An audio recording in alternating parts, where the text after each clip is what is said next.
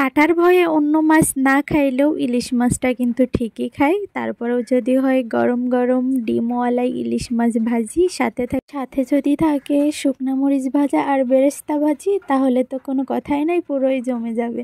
তো hello everyone, আসসালামু আলাইকুম। কি অবস্থা সবার, কেমন আছেন? আমিও আলহামদুলিল্লাহ অনেক ভালো আছি।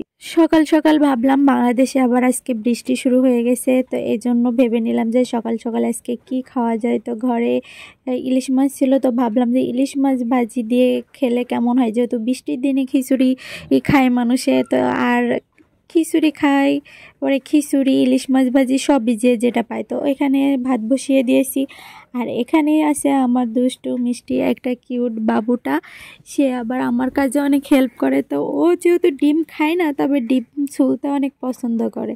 তো ওকে আমি একটা কাজ দিয়ে বসিয়ে রেখেছি, না হলে ও সব সময় পায়চারি করতে থাকে, কখন কোনটা করবে, কখন কি করবে, একটা না একটা মানে কাজ ওর লেগেই থাকে। ছোট বাচ্চারা বুঝনি তো চঞ্চল হয়, অনেক সময় ওদের কারণে বকাঝকাও করি, মানে সব মিলাই আছে। তো তারপরে আমাকে বলতেছে যে আম্মু দাও, আমি তোমাকে মানে একটু হেল্প করি। তো আর কোনো কাজে হেল্প করুক বা না করুক, ও ডিম ছোলাটা মানে একেবারে এক্সপার্ট। ওরে যদি আমি দেই, তো আমি ওরে বলতেছিলাম যে তুমি এই ডিমটা ছুলে তুমি নিজে খাবে। তো বললো যে না আম্মু, আমি এটা খাবো না, কারণ ডিম নাকি ওর ভালো লাগে না বেশি। তো তারপরে বাচ্চা মানুষ বোঝেনি, তো ও আর যাদের ঘরে বাচ্চা পোলাপান আছে তারা বোঝেনি তো যে বাড়ন্ত সময়ে পোলাপানের একটু, আর ওর দুষ্টামি এত পরিমাণই বেশি যে ওকে আমি খাইতে দিয়েছি, সেটা ও নিজে না খেয়ে ওটা ও পুতুলটা খাওয়াচ্ছিল যে নাও এটা তুমি খাও খাও। তো যাই হোক, এই হলো সব মিলাই এর দুষ্টামি। আর এখানে আজকের আপনাদের সাথে আমি যেটা নিয়ে আসবো সেটা হলো ইলিশ মাছ ভাজি করা হয়েছে, আর উপরে একটু পেঁয়াজ ভাজি, আর ছিল শুকনা মরিচ দেওয়া। যেহেতু বৃষ্টির দিন অন্য কিছু হয়তো খেতে ভালো লাগবে না, আর ওখানে ভাত রান্না হয়েছিল, তারপরেও এখানে চচ্চড়ি খাওয়া হবে। আর চচ্চড়িটা যেহেতু সবাই চিনেন, ঢাকা শহরের এই পাশে যারা আছে তারা অবশ্যই সবাই চিনবে যে এটা চচ্চড়ি কারে বলে আর কিভাবে এটা রান্না করতে হয়।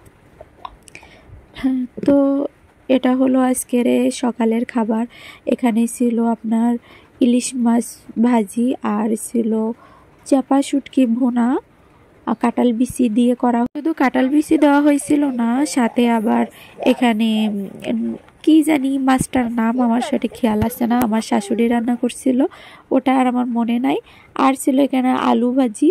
আর এই চচ্চড়িটা আজকের অন্যভাবেও রান্না করা যায়, কিন্তু আজকের এটা কাঁচামরিচ দিয়ে, তেল দিয়ে, পেঁয়াজ দিয়ে রান্না করা হয়েছিল।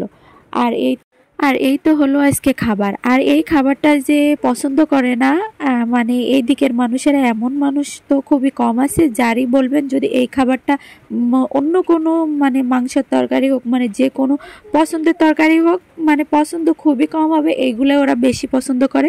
আগে তো আমিও তেমন একটা বেশি খেতে পারতাম না, কিন্তু এখন আমারও কেন জানি এগুলো অন্যান্য সবজির থেকে, তরকারি থেকে এগুলাই বেশি ভালো লাগে।